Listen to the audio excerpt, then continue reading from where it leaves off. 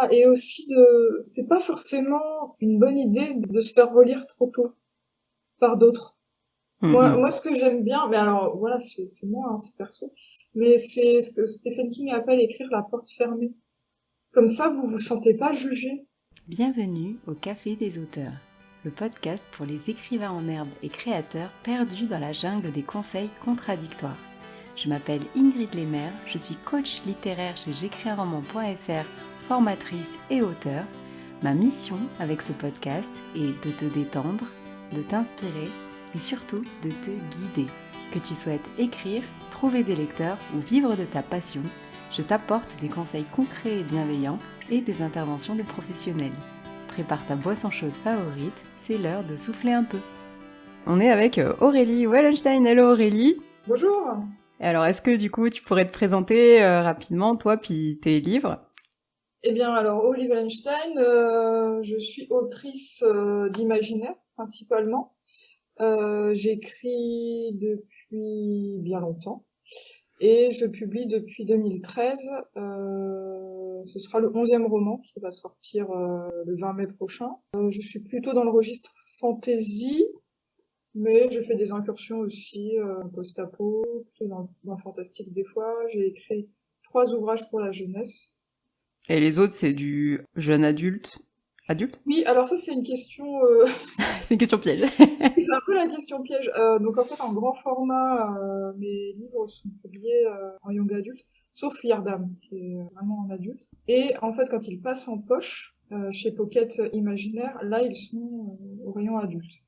Ah Donc ouais. en fait, je pense avoir écrit vraiment des romans, ce qu'on appelle du roman passerelle, qui peut être lu un peu par tout le monde. Pour en avoir lu quelques-uns, je pensais que c'était plus jeune adulte, mais en fait, ça, enfin, quand on est un adulte, ça se lit très très bien et c'est des thématiques qui parlent à tous. C'est assez large finalement comme public, je pense. C'est assez universel, on va dire, comme les thèmes qui sont abordés.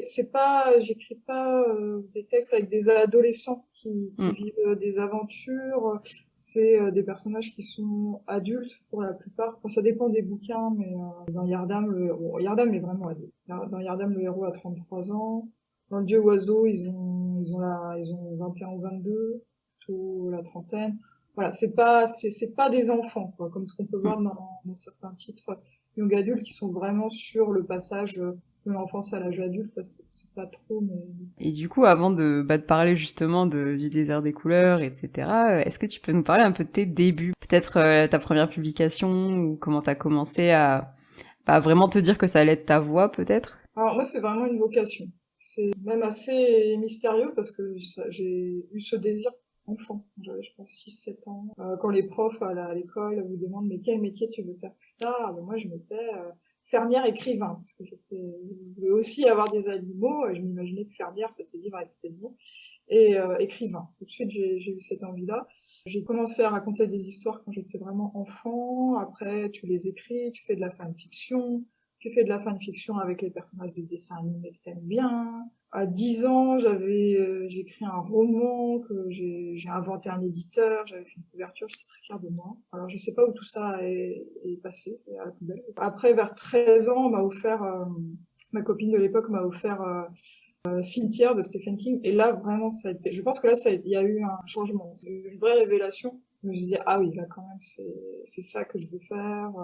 J'ai lu quasiment toute la bibliographie de Stephen King qui était disponible à l'époque. C'était beaucoup, beaucoup de romans. J'en lisais un par semaine. Ça m'a vraiment inspiré. Ça m'a appris tellement de choses sur l'écriture. Il y a aussi ces essais que je vous conseille, Anatomie de l'horreur et alors je sais pas comment il s'appelle. Je me souviens plus non plus, je crois que c'est Mémoire d'un métier, mais je mettrai Alors les liens dans les notes. voilà, nous vous invitons à chercher sur Internet. Les essais de Stephen King sont très intéressants pour les auteurs. Il a été déterminant dans ma vie. D'ailleurs, c'est quelque chose que je pense pour beaucoup de gens. Je sais pas s'il en a conscience de ça, d'avoir inspiré à travers le monde des tas de gens qui se sont dit ah j'ai envie de faire comme lui. Donc voilà, à 13 ans là ça a été un cap. Après je suis un peu partie dans la bande dessinée. J'ai fait de la BD vers 14 15 ans, je les dessinais. Et puis j'ai arrêté parce qu'en fait ça me prenait trop de temps. C'était quelque chose où tu passes beaucoup de temps sur chaque page à dessiner des petits détails, surtout que je dessinais des histoires qui se passaient en ville. Donc Je passais des après-midi entières à dessiner des immeubles. Je me suis dit non mais là c'est pas possible. Donc je suis retournée au roman qui m'apportait plus de satisfaction parce que je trouve qu'on atteint la jouissance entre guillemets plus vite en écrivant qu'en dessinant de BD. Donc voilà, j'ai choisi ma voie. Je me suis dit ok ce sera ça. Et après à partir de 17 ans j'ai vraiment bossé régulièrement sur du format roman.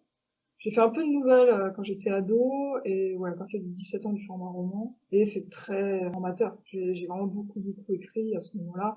Après, j'ai fait une longue pause. J'ai repris sérieusement vers 27 ans et c'est là où j'ai commencé à publier des nouvelles. Et c'est un bon pied à l'étrier quand vous êtes jeune auteur parce que en fait, ce qui est intéressant dans la nouvelle, c'est d'expérimenter des choses. Vous êtes sur un format court. Vous allez pas vous perdre dans le texte. Vous pouvez tester des choses. C'est un peu un laboratoire. Moi, j'avais trouvé ça plutôt intéressant pour ça. Et puis, ça vous permet de faire aussi l'expérience de la publication derrière, d'avoir vos premiers lecteurs. C'est pas beaucoup, hein. On parle de 100 lecteurs à peu près sur des formats nouvelles, sur les anthologies qui sortent. C'est pas beaucoup, mais c'est une expérience intéressante.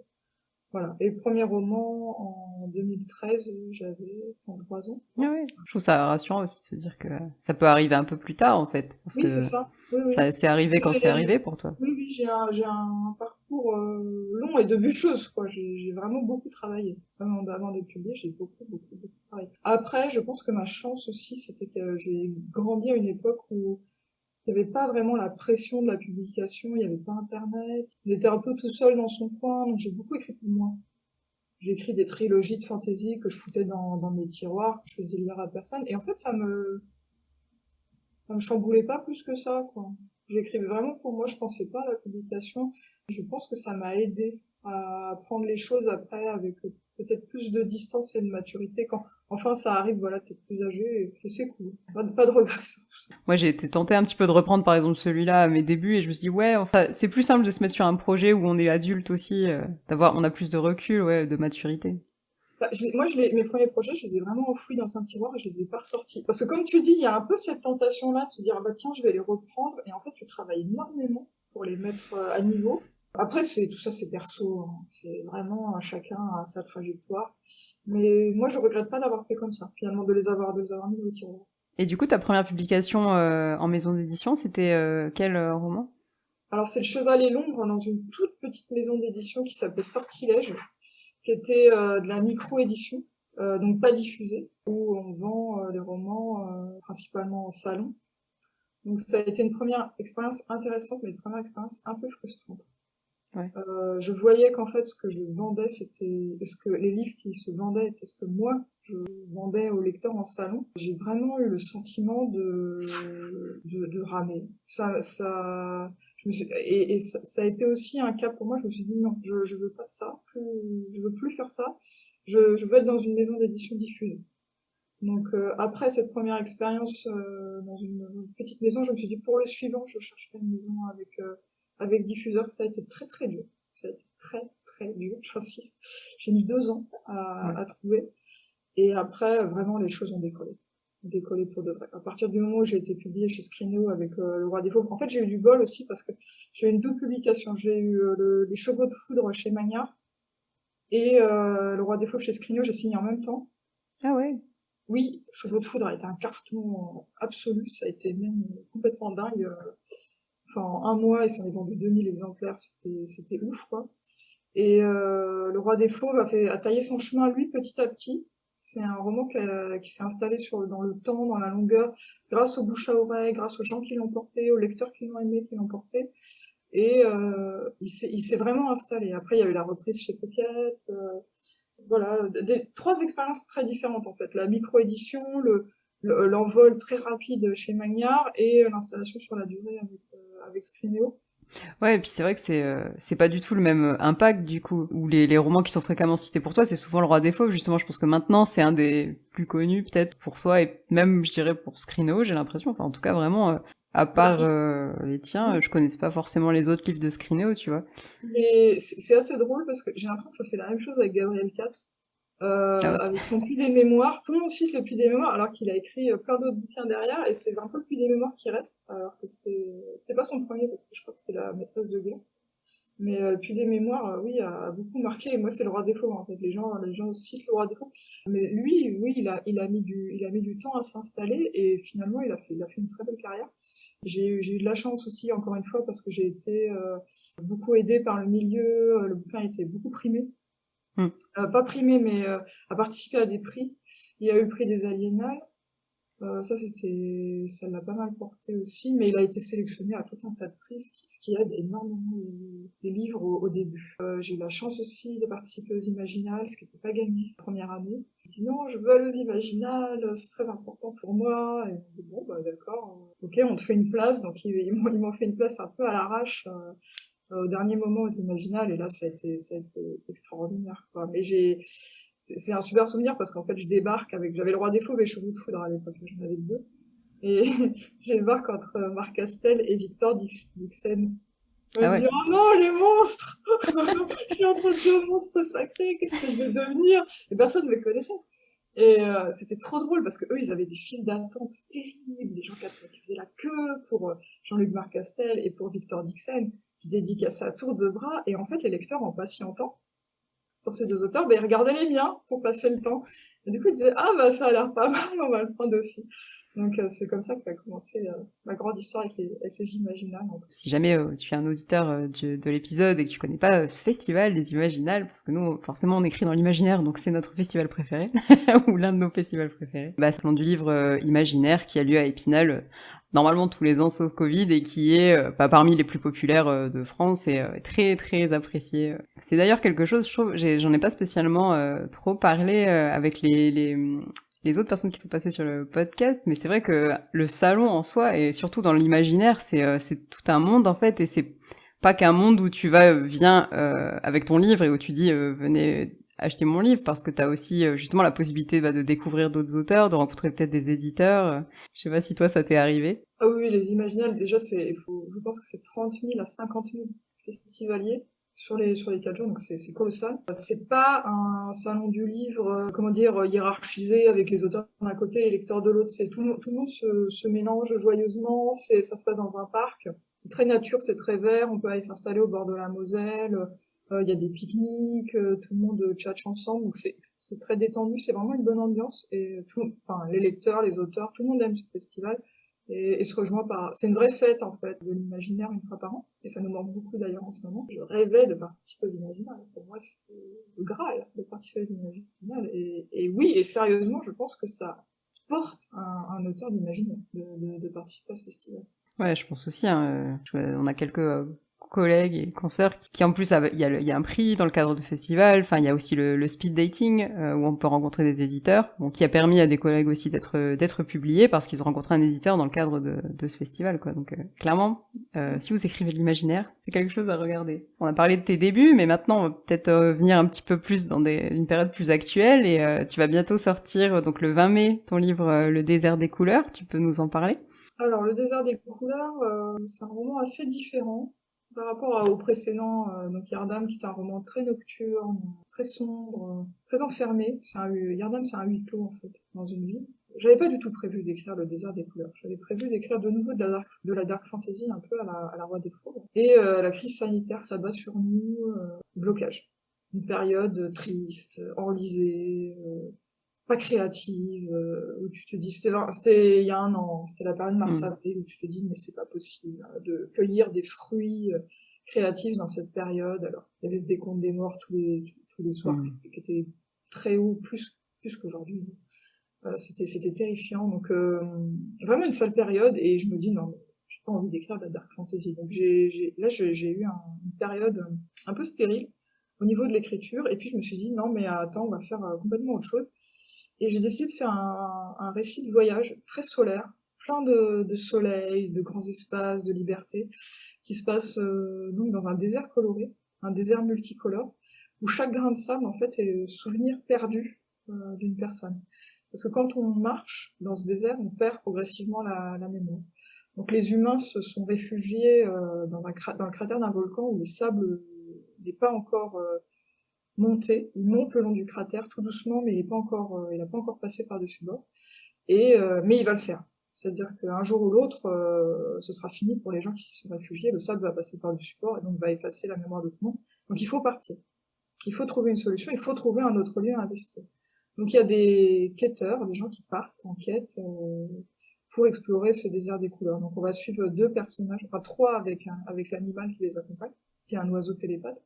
Et ils sont demi-frères et sœurs et ils vont donc partir chercher un lieu où pourrait s'installer de nouveau l'humanité au sein du désert. C'est intéressant parce que même si tu dis j'avais pas envie d'écrire la dark fantasy et je voulais et que le livre va être plus solaire et tout, je trouve qu'on retrouve un peu tes idées aussi sur l'humanité en danger ou des réflexions qui ressemblent un peu. Il y a une dimension très dure. Ouais. Ça raconte une histoire tragique de personnages, c'est un roman de personnages. Mais c'est aussi un roman optimiste par rapport à ce que je peux faire d'habitude. Je pense que là, j'ai envie de retrouver la foi dans l'humanité. La dark fantasy, là, j'avais plus envie, quoi, vraiment de traiter les vicissitudes de l'humain, ce que j'ai pas mal fait jusqu'à présent, notamment avec Mer Morte, qui était sur la destruction des océans et des mers par l'homme. Hein. Donc là, non, j'ai envie de changer un peu d'air. Et d'ailleurs, et pour les lecteurs aussi, on se dit non mais là, de quoi on a envie? On a envie de voyager. C'est vrai. Je pense que c'était pas évident de trouver l'inspiration dans cette période et encore aujourd'hui, hein, on est encore un peu dans une ambiance très stressante quoi. Pour les gens qui nous écoutent et qui se disent non mais là j'y arrive pas, je me sens triste, je suis à bout, j'arrive pas à écrire, franchement c'est normal. Je pense qu'il faut pas s'inquiéter de ça, ça va repartir. Moi honnêtement le désert des couleurs, je l'ai écrit dans la période où on était le plus heureux, c'était l'été dernier. Hein. Ouais. C'était cette période un peu où on avait l'impression que c'était derrière nous et que ça repartait et là ça allait. Et aussi ce qu'on a fait, et je pense que c'était une bonne idée, enfin après ça dépend de chacun, mais et puis si vous avez l'opportunité aussi de le faire, mais on s'est mis en groupe. On est parti avec des filles qui écrivent et on a fait une sorte de résidence d'écriture entre copines et c'était super chouette. Ah, super. Et du coup il y a de l'émulation collective. Je trouve que c'était important. Je crois que chacun on était tous un peu mal après tout ça et que du coup voilà, de se mettre en groupe, de se mettre au vert avec les ordis, et puis de dire chacun travaille son texte. C'était très motivant. Même si on a tendance à écrire dans son coin, et souvent, les personnes qui viennent me voir, elles ont aussi souvent tendance à écrire dans leur coin, mais quand elles voient un peu la puissance de faire vraiment partie d'un groupe où on se tient au courant, où on partage nos doutes, etc., c'est quand même une dimension toute nouvelle, et ça nous donne confiance aussi, on se sent mieux, quoi. C'est de l'émulation, vraiment. Après, il faut que ce soit bienveillant, évidemment. Faut pas être avec des gens toxiques. Alors là, ça pourrait être destructeur, mais quand c'est des bons copains que vous connaissez bien, ça peut être un truc à faire l'été prochain. Carrément. Ça me fait penser, du coup, t'as parlé de Mer Morte, et moi, je voulais aussi en parler, un de tes livres aussi les plus connus, et celui avec une des thématiques les plus fortes, parce qu'ils ont tous souvent des thématiques très fortes, mais vraiment la description d'un monde post-apo qui pourrait être tout à fait possible d'ici quelques années, je trouve, est très très marquante. Je sais pas si tu voulais en parler un petit peu là, ou en tout cas nous dire si aussi voilà si cette thématique peut-être de l'écologie des océans reviendra peut-être dans tes livres. L'océan, je sais pas, mais je sais pas, à voir. Après, je calcule pas aussi loin. Ouais. Peut-être. Je me projette pas aussi loin. Au niveau de Mer Morte, donc c'est plutôt dans la veine post-apo, où la mer et l'océan a disparu à cause de l'action humaine, et les océans et la mer reviennent sous forme fantôme pour se venger des hommes.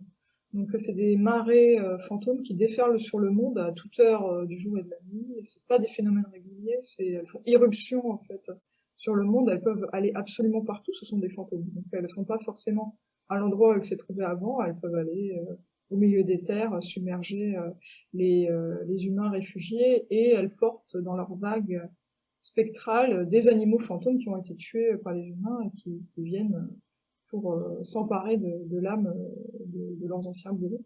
C'est un roman, en fait. Alors là, j'ai vraiment utilisé, si tu veux, l'imaginaire pour parler de choses d'aujourd'hui. À travers des séquences rêves, moi je les appelle dans ma tête les séquences rêves. Elles sont des séquences très courtes où, en fait, je vais proposer au lecteur de se mettre à la place d'un des animaux et de revivre leur tragédie intime. Et donc ça permet de se mettre à la place de l'animal d'un point de vue très empathique. Enfin, j'espère que c'est le but.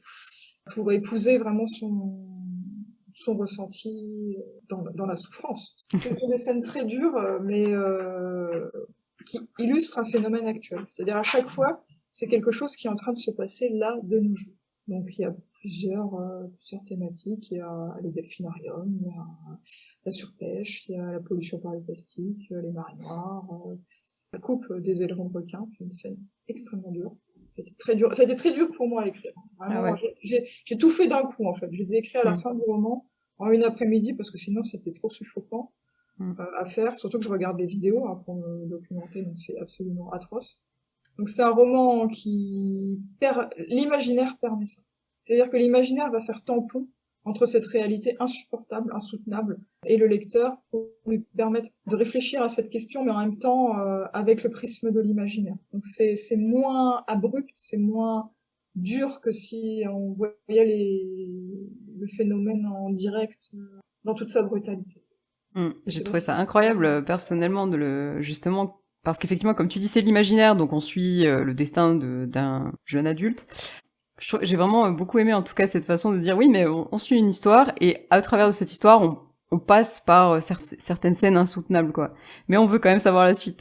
Oui, après c'est une trajectoire des personnages qui fait que le héros va beaucoup évoluer dans son regard qu'il porte aussi sur le phénomène. Parce que lui, il est exorciste, il peut combattre les animaux fantômes. Donc au départ, il les déteste, c'est-à-dire qu'on lui a appris à haïr les animaux fantômes. Et donc son regard va changer au Mm. fil du roman. C'est ça que je trouve aussi intéressant de montrer par le récit. Et après, c'est un garçon qui est pétri de contradictions aussi, parce il est ami depuis l'enfance avec un dauphin fantôme et qui le cache, c'est son secret. Ouais, j'ai surtout vraiment beaucoup aimé cette capacité à parler de l'insoutenable et en même temps à y mettre une histoire et à nous inviter à la suivre. Alors que comme tu le dis, on pourrait pas regarder juste une vidéo. Enfin, c'est quelque chose qu'en plus nos yeux refusent de voir. On va censurer. Là, en le découvrant au travers d'une histoire, on fait en même temps face à cette réalité-là, quoi. Je pense que c'est un moyen, par le récit, de s'intéresser à cette cause-là, par l'empathie, par l'émotion qu'on peut éprouver pour ces personnages, qui est une des voies, parce que là actuellement je suis en train de regarder Seaspiracy, qui est le Ah ouais. documentaire qui passe sur Netflix actuellement sur l'exploitation des océans et de la mer. Et voilà, c'est très important aussi de regarder ce type de documentaire. Mais le roman, ça va être autrement. Ça va être autrement. Vous allez suivre des personnages, tandis que sur les documentaires vont plus passer par les chiffres, les statistiques. C'est vraiment autre chose. Les deux sont intéressants. Mm. Ouais, je suis d'accord avec toi. Et justement, au niveau des thématiques, parce on pourrait disserter longtemps sur celle-ci, mais il y en a d'autres qui te tiennent à cœur, je trouve, qui reviennent de temps en temps. T'as parlé un peu des vicissitudes de l'esprit humain, ça me fait penser un petit peu au Dieu oiseau. Ouais. Bon, après, le Dieu oiseau est un récit extrêmement musclé, extrêmement tonique, avec des enjeux très très forts, de survie très très forts. Le Dieu oiseau, c'est plus enfin, moi, j'étais partie pour parler du traumatisme, surtout. C'est-à-dire qu'en fait, on commence le roman, le personnage est détruit. Le personnage est en miettes. Il a 10 ans d'esclavage derrière lui. Il va très très très mal. Et là, il a l'opportunité, au bout de 10 ans d'esclavage, de rebattre toutes les cartes. C'est-à-dire de participer à une compétition qui pourrait même le rendre roi de l'île sur laquelle il vit. Donc, est-ce qu'il en est capable? Est-ce qu'il en est encore capable? Est-ce qu'il n'est pas trop affecté par tout ce qu'il a vécu, par tous ces fantômes qui le hantent? Et est-ce qu'il peut encore se reconstruire? Est-ce qu'il en a l'énergie? Et surtout, est-ce qu'il va pas finalement reproduire ce qu'il a vécu et sombrer dans une vengeance sanglante? Donc ça, c'est sur toutes ces questions-là. C'est un roman que là, c'est pas de la dark fantasy médiévale parce que il y a un côté très C'est natif américain. ouais, mais voilà, donc c'est pas de la dark fantasy dans le Moyen Âge, c'est très autrement. C'est le côté plus dark d'une fantasy dans un univers qui n'existe pas et qui est inspiré. Ouais, j'ai eu un peu le feeling d'être en Amérique du Sud, sur Oui, l'île de Pâques. pré-colombien, c'est ça que je cherchais. Ah, Et il après Colombien, Pâques oui. aussi. Ouais. Yes. Et du coup, au niveau de l'ambiance un peu sombre qu'il y a notamment dans ces romans-là, parce que c'est vrai que décrit comme ça, pour les auditeurs, on a peut-être l'impression que c'est très très sombre, et etc. Et pourtant, c'est haletant. Moi, le dieu oiseau, je l'ai dévoré. Je voulais savoir. C'est intéressant, je trouve, ta façon de réussir à utiliser une ambiance sombre comme ça et en même temps à y situer de l'action, des personnages, des émotions, des destins et à nous imbriquer là-dedans. Je sais pas si t'as des petits secrets par rapport à ça. Pour moi, c'est quelque chose de très important. Je veux pas que le lecteur s'ennuie. Pour moi, c'est un manque de respect si le lecteur s'ennuie. Je veux vraiment que les pages se tournent vite, que le récit soit fluide, que les enjeux soient compréhensibles très vite, que ces enjeux soient forts. Donc, en général, dans mes bouquins, au bout de 10 pages, on a compris. On a compris où on allait. Au niveau de l'enjeu, c'est assez clair. Je fais pas de mystère avec ça. Je trouve que c'est un moyen d'embarquer les gens vite dans l'histoire. Après, vous avez des astuces qui sont simples pour tonifier vos récits. C'est aussi tout ce qui est à base de compte à rebours, hein. Il y en avait un dans Le Roi des Fauves, c'est-à-dire que dans Le Roi des Fauves, ce sont 3 jeunes qui sont condamnés à ingérer un parasite qui va les changer en monstres, en hommes animaux qu'on appelle c'est des berserks, c'est inspiré de la mythologie nordique. Et donc en fait, la métamorphose est lente, parce que c'est pas une métamorphose instantanée comme le loup-garou à la pleine lune, mais c'est quand même une métamorphose relativement rapide vu qu'elle a lieu sur 7 jours. Donc en fait, les personnages ont 7 jours pour trouver une solution, sinon à la fin ils sont fichus, ils seront transformés, ce sera trop tard. Ils pourront plus rien faire contre cette animalité, cette folie qui se sera emparée de leur âme, ils se seront perdus eux-mêmes. Donc ça c'est une manière, bien entendu, de mettre du suspense dans le récit. Dans La Mort du Temps est aussi un récit très rapide dans la mesure où le personnage principal est suivi par un phénomène extrêmement bizarre. C'est au tout début d'un roman, il y a un séisme temporel qui va fracturer le temps et toutes les époques se retrouvent mélangées entre elles et en fait le séisme fait des répliques en permanence. C'est toutes les 2 minutes, je crois, il y a une réplique. Donc le personnage a beau fuir, le phénomène la suit. Donc voilà, c'est pareil, il faut qu'elle marche, elle marche, elle marche. Là, j'avais un peu dans l'idée du marche ou crève de Stephen King. J'adore, j'adore. Et voilà, donc j'aime bien ces enjeux qui soient rapides et qui soient clairs et j'espère haletants. Oui.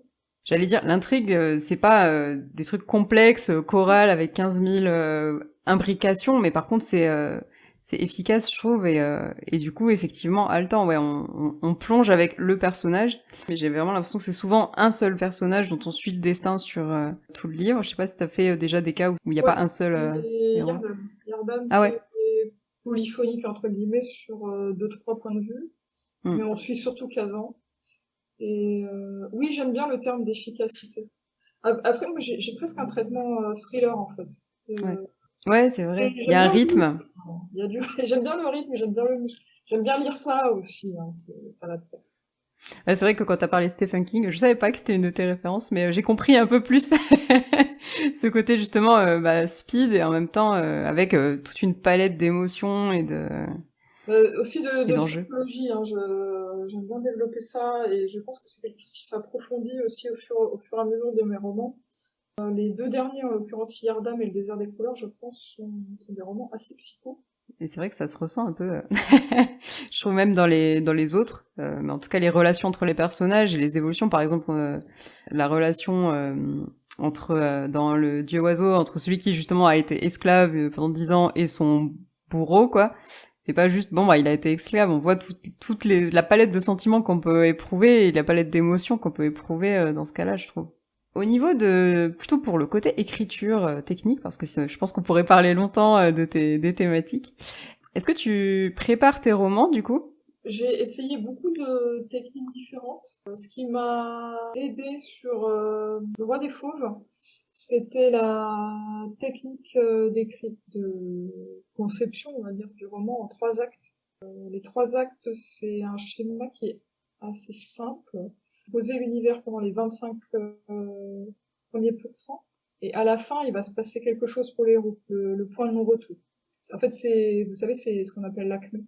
Il y a un pic, parce qu'il y a un pic dramatique à la fin de cette première partie de présentation, de mise en situation. Par exemple, dans Harry Potter, c'est quand il passe à l'école des sorciers. Et après, vous avez toute la partie centrale où voilà, où les personnages vont développer leur pouvoir. Euh, Après, il y a une nouvelle acmé au milieu du roman, un nouveau pic dramatique, où là, il va se passer quelque chose. Ou turning point, si on dit, en langage dramaturgique, un nouveau turning point. Après, ça continue de se complexifier, de devenir de pire en pire pour les persos. Et là, on arrive au tout début de la troisième partie, où là, ça va vraiment super mal. Avant la grande bataille finale, on se dit, mais c'est pas possible, ils vont jamais s'en sortir. Mais que vont-ils devenir? Ils vont tous mourir. Et après, vous avez la troisième partie, de nouveau 25%, où vous concluez, vous faites la bataille finale. C'est un peu c'est très schématique, hein, ce que je dis. Mais moi, ça m'avait vachement aidé pour structurer le Roi des Fauves. Alors, j'utilise plus du tout ça désormais. Je pense que j'en ai plus vraiment besoin. Je fais ça d'une manière inconsciente. Et aussi, ce que j'ai remarqué, c'est qu'avec l'expérience, je vois assez vite que je suis en train d'aller dans un mur. Avant, j'aurais pris le mur, mais maintenant, je me dis, oulala, ça va pas. Et c'est bizarre, hein, c'est que de l'instinct, en fait. C'est ton intuition qui te dit, là, t'es en train de, ça va pas. Tu prends une mauvaise voie. Et du coup, tu bifurques à temps. C'est aussi ça qui fait que, bah, finalement, on écrit de plus en plus vite et on a le pas sûr. Ouais, tu sais où Tu tu te casses plus la vas, gueule, tu te casses plus et la voilà. gueule, comme avant. Donc, au niveau de la préparation, ce que je trouve intéressant, c'est de faire à peine un synopsis, un court résumé avec les grands axes, avec les grands turning points, avec les grands pics narratifs, mais pas plus, parce que si, après, encore une fois, ça dépend des gens, hein. Moi, j'ai une copine, alors elle, c'est une architecte, c'est vraiment son synop qui compte. C'est à ce moment-là où elle fait le récit, c'est le synopsis, c'est quand elle écrit son synopsis. Moi, pas du tout, parce que si je fais ça, j'ai trop peur de m'ennuyer à l'écriture. Et alors ça, pour moi, c'est rédhibitoire, parce que si je m'ennuie, ben, j'arrête. Je préfère faire un très court résumé et écrire à partir de là. C'est pas architecte, c'est pas jardinier, c'est un peu entre les deux. Parce que finalement, au départ, j'étais à fond sur ça. Je dis, ah ouais, il y a des architectes, il y a des jardiniers. Puis je trouve on est un peu en train d'en revenir de cette qualification qui est un peu schématique pour dire, bah, finalement, que il y a plein de gens qui sont entre les deux et c'est bien comme ça, quoi. C'est clair, je suis tellement d'accord avec toi, je milite activement pour qu'on arrête de dire ça. Alors, même si ça aide, la première fois qu'on entend parler, ça aide à se dire « Ah oui, d'accord, il y a moyen de tout préparer ou de se laisser guider. » Mais je te rejoins complètement sur le fait qu'aussi, bah, le problème, c'est que quand on est auteur débutant, on a envie de se mettre dans une case, et cette case-là, bah, c'est pas forcément celle qui est faite pour nous, quoi. Et Mais après, c'est je pense vrai que qu'il faut bon, faire des essais. je Je suis te dis, moi, d'accord je avec toi. fais vraiment pas des souffles, je l'ai fait avec un truc un peu, vraiment technique, quoi. Ah, et après, le chevaux de fou, je l'avais fait avec le truby, avec les Ah ouais. 22 étapes du truby. Donc vous pouvez tester plein de trucs avec différents romans, et puis après, en fait, vous allez progresser, vous allez vous affirmer, et puis vous aurez votre propre façon de fonctionner qui sera la vôtre et qui sera celle qui marche, quoi. Ouais, c'est clair, c'est un peu ça ma conclusion générale, c'est faut trouver ce qui nous rassure. Et il y a des personnes qui vont être rassurées par des fiches personnages et pas de synopsis, ou l'inverse, ou rien du tout, ou plein de trucs. Et ça dépend du roman. Il y en a certains sur lesquels on va avoir besoin de plus de préparation que d'autres. Et ça dépend de l'humeur, de l'ambiance. Enfin, bref, Ouais. fin de la parenthèse. Mais effectivement, c'est important, je trouve, de le rappeler parce qu'on voit encore beaucoup cette histoire d'architecte et de jardinier. Et c'est pas toujours une chose positive. Et puis qu'il n'y a pas qu'une seule technique dans votre vie, que vraiment vous pouvez passer de l'une à l'autre. Puis même, là, je dis ça maintenant, mais peut-être que plus tard, je ferai autre chose, quoi. Et tant mieux, c'est mouvant. C'est la magie un peu de l'écriture, c'est qu'il y a 1000 chemins pour, Oui. pour arriver. Au niveau un peu plus quotidien, est-ce que l'écriture est ton métier à plein temps? Non. Comment ça se passe, tes journées d'écriture, du coup? Donc, je suis une grosse bûcheuse, hein. J'ai beaucoup travaillé. Moi, j'étais plutôt sur la routine quotidienne. Alors, encore une fois, c'est pas quelque chose que je veux conseiller parce que si vous y arrivez pas, si vous êtes trop fatigué, bah, faut pas se dire, ah mon Dieu, j'écris pas tous les jours, c'est terrible, c'est pas comme ça qu'on fait, tous les écrivains pros, ils disent, il faut que j'écrive tous les jours. Non, non, encore une fois, faut respecter son propre rythme. Moi, j'ai fait ça. Quand j'étais plus jeune, vraiment, je me suis astreint à écrire tous les jours. Mais vraiment, tous les jours. Moi, je faisais une récré le vendredi, mais sinon, et puis je faisais, en fait, c'est une technique que j'ai lue chez Stephen King, hein. Il a dit, écrivez 1 heure par jour, je crois qu'il dit 1h30 en fait, ou 1 heure par jour, tous les jours pendant 10 ans, et vous deviendrez écrivain. Moi, j'ai dit, d'accord, je vais faire ça. Et j'ai fait ça, en fait. 1 heure par jour pendant 10 ans, quoi. Mais bon voilà, faut pas le dresser ça comme des grands principes, hein. Chacun son rythme, et surtout vous avez le droit d'être fatigué. Et C'est clair. et là maintenant, en fait, c'est ça qui m'arrive aussi. Moi, je m'en rends compte parce que avec l'âge, je suis et peut-être la crise sanitaire aussi, je suis très fatiguée et Mm. j'arrive plus à écrire. Il y a il y a des soirs, je peux pas. Mais sinon, donc, je travaille la journée en addictologie à l'hôpital public et donc le soir, je fais trois quarts d'heure si Mm, je peux, mm. si je suis pas complètement vannée. Et donc j'ai un peu changé de rythme maintenant. Par contre, je carbure le week-end et sur les RTT et sur les vacances. Mais là, Ouais. quand je dis que je carbure, c'est 6 à 7 heures par jour. Yes, et franchement, je trouve que c'est hyper important aussi de le rappeler parce que c'est pas parce qu'on n'écrit pas tous les jours qu'on n'est pas plus, moins écrivain qu'un autre et c'est pas la durée de toute façon qu'on y passe qui fait que ça va fonctionner. Et au contraire, j'ai des personnes que j'accompagne qui ont peu de temps mais qui l'utilisent au mieux, avec une méthode qui les rassure, etc. Donc je trouve que c'est hyper important de le préciser, donc merci pour ça. Et moi Mais aussi, je suis après, un peu plus team week-end, ouais. oui, vraiment, je pense qu'il y a aussi des gens pour lesquels ce genre de rituel peut marcher, de Hum, ritualiser hum. ça, de dire bon bah ok, c'est de telle heure à telle heure et puis j'y vais quoi. Vraiment, encore une fois, faut trouver ce qui marche pour vous quoi. Et effectivement, ça peut être tous les jours un petit peu, comme tu dis, ça ritualise, ça crée l'habitude de le faire tous les jours, tout comme ça peut être, moi je sais que c'est vraiment le week-end pour moi parce que, enfin en tout cas c'était le week-end quand j'étais salarié, que j'avais un travail de 8 heures par jour, quoi, parce que comme tu le dis, si tu rentres le soir et que t'es complètement crevé, ça sert à rien d'écrire, ça va pas être un plaisir, ça va pas être forcément la meilleure énergie mentale pour écrire aussi. Après, ce qui est drôle quand même, c'est que c'est un peu comme le sport. Souvent, t'as pas envie. C'est comme quand tu dis, je fais de la course à pied, ah ben j'ai pas envie d'aller courir, j'ai la flemme. Tu te dis, j'ai pas envie d'écrire, j'ai la flemme. Et en fait, quand tu te mets à courir, quand tu te mets à écrire, bah là justement l'énergie, elle change. Tu sens qu'il y a un Tellement peu d'accord. une bonne énergie qui s'installe, et quand t'as fini, c'est vraiment les endorphines, t'es hyper content de toi, enfin, la plupart du temps, parfois non, j'ai écrit de la merde. Ce plaisir d'avoir écrit aussi, je pense que c'est ça qui nous porte. C'est un peu bizarre de se dire ça, le plaisir d'avoir écrit, d'avoir fait une bonne séance de sport, une bonne séance de... Je suis complètement d'accord avec toi. C'est vrai que j'avais pas vu ça comme ça, mais c'est pas, on s'y met pas forcément en se disant ouais, allez, je vais écrire, super. Mais par contre, c'est Ouais. pendant, après que là, on se dit mais en fait, euh, comment j'aurais pu ne pas y aller parce que parfois on découvre des choses, etc. Là, c'est le nano d'avril actuellement. On a un petit groupe aussi avec des copines pour écrire ensemble, et c'est pas mal, hein. C'est pas mal. On dit, ah, alors, toi, t'as écrit combien de mots? J'ai écrit tant de mots. Ah, c'est bien, bravo. Ouais, c'est encore une fois le côté, t'es pas toute seule quoi. D'émulation. Quel conseil tu donnerais aux personnes qui écoutent ce podcast et qui sont au début, qui hésitent à continuer l'écriture ou même à se lancer? De pas se laisser paralyser par la peur et par la procrastination, de se dire, parce que ça c'est tuant par contre, hein. De faire autre chose au lieu d'écrire, de dire, ah ben, j'écrirai plus tard. Ah, ça, faut quand même faire gaffe. Notamment toute cette procrastination sur les réseaux sociaux qui est très stérile, qui sert Mm. vraiment à rien. Ah oui, tiens, une technique qui est sympa. Moi, j'avais découvert ça par Lionel Davoust. Alors, je sais plus le nom, c'est Pomodoro. Ah ouais, Pomodoro, ouais. Mm. Pomodoro, voilà. Où vous vous mettez un timer. Et par exemple de 20 ou 25 minutes, mais pendant 20 ou 25 minutes, vous faites que ça. Et vous Mm. êtes hyper concentré. Vous vous autorisez rien d'autre, hein, que écrire sur votre texte. Et quand le timer il sonne, bah là, vous faites une récré de 5 minutes. Vous pouvez aller sur les réseaux sociaux si vous voulez. Au bout de 5 minutes, vous reprenez de nouveau 20 minutes. Et c'est moi, il y a eu une période, encore une fois, hein, je fais pas ça actuellement, mais j'ai eu une période où ça a été hyper efficace pour moi tout ça. Mais donc pour revenir à ta question, faut que tu dises vraiment de se lancer sans peur.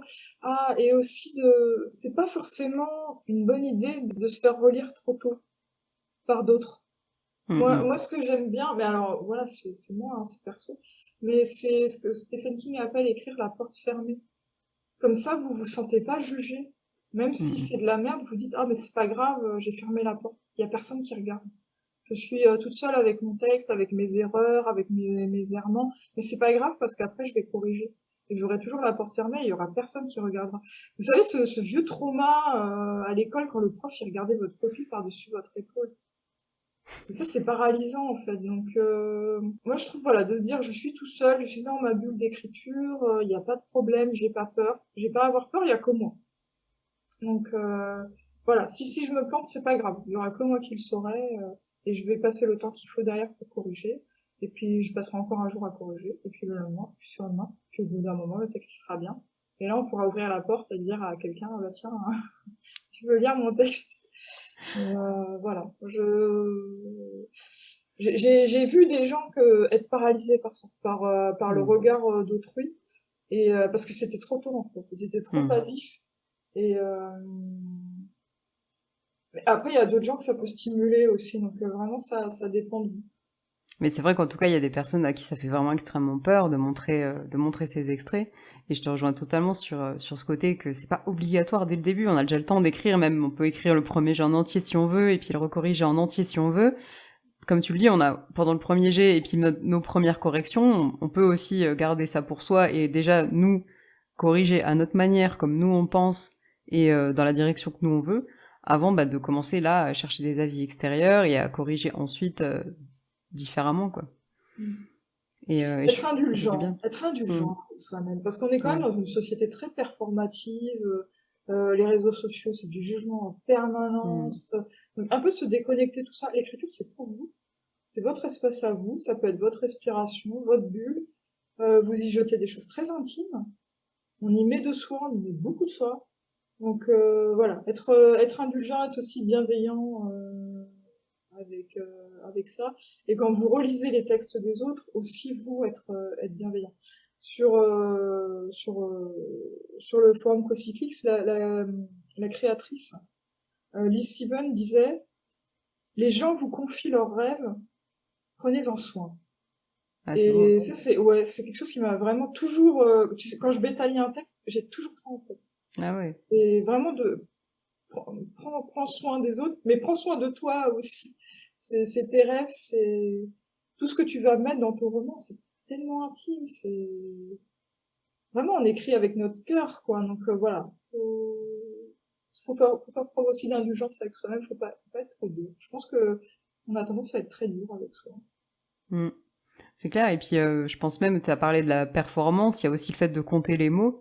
Alors certes, pendant le NaNoWriMo, on compte les mots, etc. Mais moi, je recommande pas toujours de le faire. En fait, il y a plein de fois où on n'a pas spécialement besoin de les compter. Là, aujourd'hui, j'ai fait tant de mots. Ça peut être de temps en temps de regarder où on en est, parce qu'on avait prévu d'écrire un roman de X mots et qu'on est vers la moitié. Mais je vois souvent aussi des auteurs qui disent ah j'en écris 678 aujourd'hui, je voulais en écrire X. Et ouais, du coup, je te rejoins complètement sur ce côté où mais c'est pas forcément obligatoire en fait. Pendant le nano, oui, ça peut être motivant, mais compter les mots, c'est pas une obligation pour être un écrivain, quoi. Non, non, non. Lionel Davos dit de profiter de l'acte créatif en lui-même, de ce chemin qu'on est en train de parcourir, parce qu'en fait, c'est ça le plus beau. C'est c'est dur à croire parce que les gens se disent toujours ah ouais, si j'étais publié, oh, ce serait tellement formidable et puis ma vie elle va changer et tout. Mais en fait, ce qui vous rend heureux, c'est d'écrire, c'est pas d'être publié. C'est l'expérience de la publication. En fait, le roman il est publié puis vous l'oubliez un peu parce que vous êtes en train d'écrire le suivant. Et c'est ça qui vous rend heureux, c'est d'écrire le suivant. J'avais écouté un podcast où intervenait, je sais plus c'est quoi son prénom, c'est Michel Bussy. Je pense, ouais. Oui, c'est ça, hein. Qui est donc un auteur extrêmement célèbre qui vend des centaines de milliers d'exemplaires. Et c'était drôle parce qu'il dit ça, il dit ça. On se dit ah bah lui, qu'est-ce qu'il doit être heureux de vendre des centaines de milliers d'exemplaires. Et en fait, il disait que bah lui, il mange un sandwich à midi et puis il part pas en vacances sur les îles de rêve avec tout l'argent qu'il gagne avec ses bouquins. Non, il écrit en fait. Encore aujourd'hui, ce qui le rend, lui, son moteur, c'est d'écrire. Et notre moteur, c'est ça, c'est d'écrire. Donc, vraiment de profiter, en fait, de l'acte créatif, parce que c'est là où vous allez être heureux. Et en fait, c'est de ça dont vous allez vous rappeler aussi. Et peut-être même un peu l'idéaliser, parce qu'en réalité, des fois, on en chie à mort sur l'écriture d'un roman. Et après, quand on écrit le suivant, on se disait, ah ouais, mais le précédent, qu'est-ce que c'était bien. Ah, et puis c'était simple. Et puis tout allait, et puis tout était facile, tandis que là, vraiment, c'est dur et tout ça. C'est drôle, hein, comme on a tendance aussi après à oublier par quoi on est passé. C'est un peu contradictoire tout ce que je suis en train de dire, mais je pense que vous voyez l'idée, quoi. C'est Ouais, de profiter vraiment de cette adrénaline-là. Moi, j'appelle ça aussi les états de conscience modifiés parce que quand vous écrivez, vous êtes un peu dans votre monde, vous êtes plongé ailleurs, vous êtes dans une forme de transe légère, de connexion avec votre muse, avec les esprits, les démons de l'écriture. Ça, c'est formidable. Quelle chance! c'est clair et j'aime beaucoup ta vision là-dessus. Je t'avais déjà vu en parler.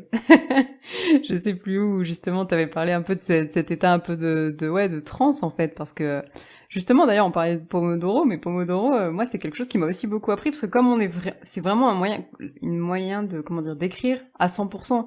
Parfois, on n'écrit pas à 100%, tu vois, parce que on peut pas toujours écrire à 100%, mais par contre, quand on le fait, quand on trouve un peu ce qui nous stimule et quand on crée un peu cet état de transe, c'est incroyable. Moi, j'ai déjà eu l'impression que mes mains, elles écrivaient toutes seules. Je pense que toi aussi. Quel bonheur! Ça, c'est des grands moments. Et là, on écrit le meilleur en plus, souvent. Ouais, ouais. Là, il n'y a pas besoin de faire 36 000 corrections. C'est ce qu'on appelle l'état de flow. Ouais. Ouais, cette espèce de plénitude où tout va de soi, où ça coule. Ça, c'est l'extase. C'est trop cool. Ah ouais, je suis contente C'est pour ça qu'on qu'on ait pu écrit, parler de en ça. fait, hein. C'est Bah pour ouais. atteindre cet état-là, hein. Enfin, je pense, hein. C'est pour atteindre le flow, quoi. Mm. C'est ça, et c'est vrai que bah, parfois ça marche pas, il y a des jours où ça veut pas trop, où on a moins d'énergie, et c'est pas très grave, on peut essayer d'écrire un petit peu, ou pas, on peut relâcher prise aussi, et s'y mettre plus tard, Et mais... ça revient. Il faut aussi avoir confiance en soi. Mm, Ça revient parce qu'on se dit oh là là, j'y arrive pas, j'y arriverai jamais. De toute façon, ça y est, c'est mort, c'est foutu. Mais moi, ça me le fait tout le temps, hein. Moi, c'est pas parce que là, c'est le 11e roman que je vis pas ça, hein. Il y a vraiment des moments où je me dis voilà, ça y est, c'est fini, c'est bon. ouais. Et puis en fait, ça revient. Même des fois le lendemain, tu comprends rien. Ton énergie est de retour et tout ça. Donc voilà, ouais. De pas être trop dur avec soi-même, d'être indulgent et d'être patient. Parfois, faut pas forcer. Mm, mm. Super. Je pense que ça rassurera aussi les personnes qui sont encore au tout début et qui se disent qu'on n'y arrivera jamais. Mais le truc, c'est qu'être écrivain, comme il n'y a pas de mode d'emploi, on a tous cette incertitude. Et toi, après 11 romans, tu l'as. Et j'avais parlé avec Célia Flo qui disait qu'elle l'avait aussi. Qui disait aussi, enfin, qui parlait un peu de son syndrome de l'imposteur à ses différents stades de sa carrière. Et je pense qu'effectivement, comme tu le dis, c'est pour écrire qu'on fait ça. Donc la publication, c'est un petit peu une autre partie du processus, mais c'est l'écriture qui fait tout et effectivement, bah, ça nécessite d'être inspiré, d'être dans une certaine énergie. Il y a des jours où ça marche pas très bien, etc. Merci mille fois en tout cas, Aurélie. Je sais pas si tu as un petit mot de la fin. Ça fait du bien.